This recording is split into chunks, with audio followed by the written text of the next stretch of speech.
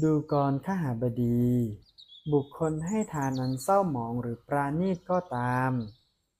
แต่ให้ทานนั้นโดยเคารพทำความนอบน้อมให้ด้วยมือตนเอง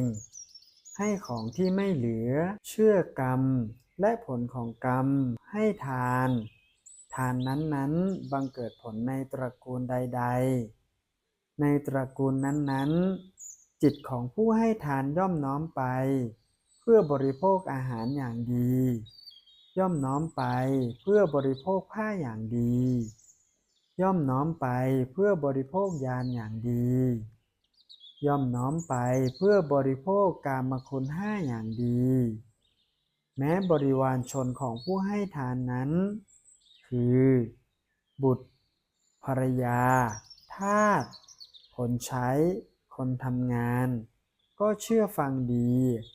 เงี่ยหูฟังไม่ส่งจิตไปที่อื่นข้อนั้นเพราะเหตุไรทั้งนี้เป็นเพราะผลของกรรมที่ตนกระทำโดยเคารพ